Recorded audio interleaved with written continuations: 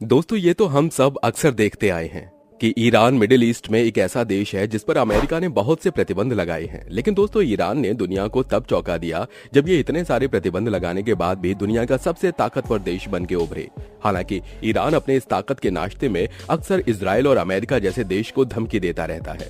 ऐसा वो ऑब्वियसली अपनी ताकत की वजह से ही कर पाता है। इसके अलावा ईरान अब अपने न्यूक्लियर प्रोग्राम के इतना ज्यादा करीब है कि उसके दुश्मन देश यानी अमेरिका और इजराइल इसे लेकर काफी टेंशन में भी हैं। तो चलिए दोस्तों आज के इस वीडियो में हम जानते हैं कि ईरान आखिर इतने सारे सैंक्शंस के बाद भी इतना ताकतवर देश कैसे बन गया। इतना ही नहीं, इसके अलावा हम ये भी जानेंगे कि आखिर ईरान ने ऐसा कौन सा हथियार बना लिया है जिससे दुनिया की सुपर पावर कंट्रीज यूएसए से लेकर चीन तक के पसीने छूटे हैं। तो चलिए शुरू करते हैं। Regional power. वक्त के साथ साथ धीरे धीरे ईरान मिडिल ईस्ट की एक मजबूत और ताकतवर देश बनकर उभरा है। इजराइल के मुताबिक ईरान अब अपने देश के अलावा आसपास के मिडिल ईस्ट के देशों में भी, जैसे कि सीरिया और लेबनान में भी अपनी ताकत बढ़ाने के लिए फैक्ट्रीज और दूसरी साइट्स को डेवलप कर रहा है। इतना ही नहीं, ईरान ने इन आसपास के देशों में मिलिट्री ऑफिसर्स को भेजकर वहां की मिलिट्री को ट्रेन करना भी स्टार्ट कर दिया है। United states defence intelligence agency के मुताबिक अमेरिका को दुनिया के 4 देशों में सबसे ज्यादा खतरा है, जिनमें से ईरान भी एक है। इसके अलावा बाकी के देश हैं रशिया, चाइना और North Korea. Home made weapons. Iran बार बार ये स्टेटमेंट देता है कि उसका सपना है इजराइल को वर्ल्ड मैच से रिमूव कर देने का। इतना ही नहीं, वो इजराइल की राजधानी तेल अवीव को लिटिल डेविल यानी छोटा शैतान और अमेरिका को बिग डेविल कहता है। किसी भी देश पर जब प्रतिबंध लगता है तो वो बहुत से हथियार और उन हथियारों को बनाने का सामान विदेशों से नहीं खरीद पाता है। लेकिन आपको बता दें कि इन प्रतिबंधों के अलावा भी ईरान ने अपने घर में ही काफी अच्छे हथियार डेवलप कर लिए हैं। ईरान ने RAAD-85 यानी थंडर 85 नाम का एक ड्रोन डेवलप किया है, जो कि बहुत खतरनाक आत्मघाती ड्रोन माना जाता है। अमेरिका के मिलिट्री एक्सपर्ट्स का कहना है कि ईरान की आर्मी की सबसे ताकतवर चीजें इनके ड्रोन और मिसाइल्स हैं। Uranium program. यूरेनियम प्रोग्राम का ईरान को पावरफुल बनाने में एक बड़ा इंपॉर्टेंट रोल उनके देश में यूरेनियम के भंडारों की खोज है। जी हां, ईरान के पास 3000 से 5000 टन यूरेनियम के अप्रूवल रिजर्व मौजूद हैं। इसके अलावा यहां की गवर्नमेंट को उम्मीद है कि उनके पास इससे भी ज्यादा यूरेनियम के भंडार हो सकते हैं। अब यूरेनियम इंपॉर्टेंट इसलिए है क्योंकि इसकी मदद से न सिर्फ न्यूक्लियर पावर प्लांट चलाए जाते हैं, बल्कि इसकी मदद से ही न्यूक्लियर हथियार भी बनाए जा सकते हैं। अब प्रतिबंध अगर किसी देश का पर लगा दिए गए हैं तो वो विदेशों से यूरेनियम को इंपोर्ट नहीं कर पाएगा, जिससे वो अपने न्यूक्लियर हथियार को नहीं बना पाएगा। और ईरान के पास उसके लिए देश में यूरेनियम के भंडार मिल गए हैं, जिससे कि सिक्योरिटी एक्सपर्ट के मुताबिक वो अपने न्यूक्लियर प्रोग्राम को जरूर चलाएगा, वो अपने न्यूक्लियर प्रोग्राम को जरूर कंडक्ट कर सकता है। Missile power. US defence intelligence के मुताबिक ईरान की सबसे ताकतवर चीज उसकी मिसाइल भी है। 2020 में ईरान ने लॉन्ग रेंज की बैलिस्टिक मिसाइल्स को टेस्ट किया था। इसके अलावा उसी साल उन्होंने मेन बैटल टैंक और भी कुछ मिलिट्री हथियार टेस्ट किए थे। इनमें से डोमेस्टिकली डेवलप की गई सबमरीन्स फॉर अटैक शिप्स मेन है।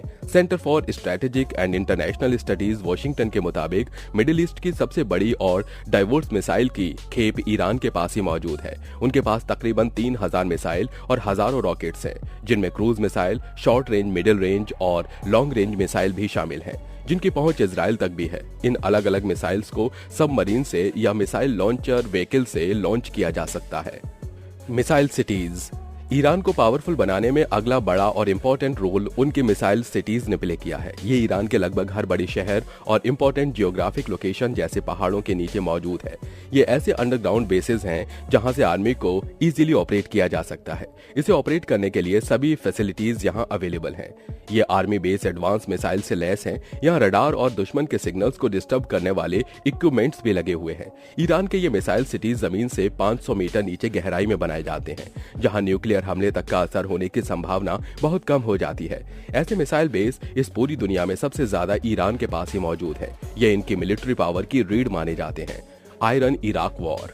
दोस्तों, ईरान को ताकतवर बनाने में दूसरा बड़ा योगदान ईरान इराक वॉर का भी रहा है। ये वॉर 1980 से 1988 तक चला था। इस जंग के दौरान ईरान को बहुत ज्यादा नुकसान हुआ था, लेकिन जब आप अपने नुकसान से सीखते हैं तभी तो आप डेवलप हो पाते हैं। हालांकि इस वॉर में ईरान और इराक दोनों ही अपने आप को विजेता मानते हैं, लेकिन ईरान ने इसमें ज्यादा तबाही उठाई थी। हालांकि इस वॉर के खत्म होने के बाद ईरान ने बहुत तरह की स्ट्रेटेजीज अपनाई। ईरान एक शिया बाहुल्य देश है जो अपने इस वॉर के बाद इराक के बहुत से शिया ग्रुप से अपनी नजदीकियां बढ़ाना शुरू कर दिया ताकि इराक की तरफ से उसे खतरा खत्म होने लगे। इसके अलावा इराक को अमेरिका ने इन्वर्ट भी कर दिया, जिससे इराक बहुत ज्यादा कमजोर हो गया। इसका नतीजा ये हुआ कि ईरान को इराक की तरफ से मिलने वाला खतरा एकदम खत्म हो गया। आगे चलकर 2010 में ईरान जिस शिया ग्रुप्स को सपोर्ट कर रहा था वही इलेक्शन जीतकर इराक की सत्ता में भी आ गए हैं। यानी जिस देश से उसे खतरा महसूस हो रहा था अब एक तरह से वो उसका स्ट्रेटेजिक पार्टनर बन गया। इतना ही नहीं, ईरान ने मिडिल ईस्ट से बहुत से सुन्नी मुस्लिम ग्रुप से भी अपनी नजदीकियां बढ़ाई ताकि दूसरी तरफ से होने वाले खतरे को वो खत्म कर सके। Resistance economy. ईरान और अमेरिका और यूरोपियन यूनियन ने बहुत सारे सैंक्शंस लगा दिए हैं। ऐसे में देश की इकोनॉमी बहुत बुरी तरह से डिस्ट्रॉय हो जाती है और देश बर्बाद हो जाता है। लेकिन ईरान ने अपनी इकोनॉमी को खुद को बचाने के लिए रेजिस्टेंस इकोनॉमी की आइडियोलॉजी को अपना लिया, जिसका मेन प्रिंसिपल था सेल्फ सफिशिएंसी, यानी देश को और इकोनॉमी को इस तरीके से चलाया जाए कि विदेशों से पूरे होने वाली जरूरतों को अपने देश में ही पूरा किया जा सके। ईरान एक ऑयल प्रोड्यूसिंग कंट्री है और इनके लिए सबसे बड़ी प्रॉब्लम ये थी कि सैंक्शंस लगने के बाद ये अपनी कंट्री से कुछ एक्सपोर्ट भी नहीं कर सकते। इसीलिए ईरान ने बहुत से ऐसे तरीकों को अपनाया कि उसने ऑयल के ऊपर से अपनी डिपेंडेंसी को ही कम कर दिया और आज वो ऑयल प्रोड्यूसिंग के मामले में लिस्ट में 9th नंबर पर आता है। Military ranking. दोस्तों, ईरान की मिलिट्री रैंकिंग इस वक्त दुनिया में 17th नंबर पर है, जो वक्त के साथ काफी बड़ी। हायरीन ने मिलिट्री रैंकिंग के मामले में इजराइल को भी एक कदम पीछे छोड़ दिया है। इनके पास लगभग 10 लाख से ज्यादा सैनिक मौजूद हैं, जिनमें से 5,75,000 एक्टिव और 3.5 लाख रिजर्व हैं। ईरान के पास 543 एयरक्राफ्ट हैं, जिनमें से 90 ट्रेनिंग जेट्स, कुछ अटैक हेलीकॉप्टर्स, इसके अलावा लगभग 200 फाइटर जेट्स और बाकी के अदर इंपॉर्टेंट मिलिट्री एयरक्राफ्ट हैं। ईरान के पास हजारों मिसाइल और रॉकेट मौजूद हैं, जिनमें से रॉकेट्स को प्रोजेक्ट करने के लिए 2845 रॉकेट प्रोजेक्टर, लगभग 7600 आर्म्ड व्हीकल भी मौजूद हैं। ईरान की नेवी के पास लगभग 19 सबमरीन हैं।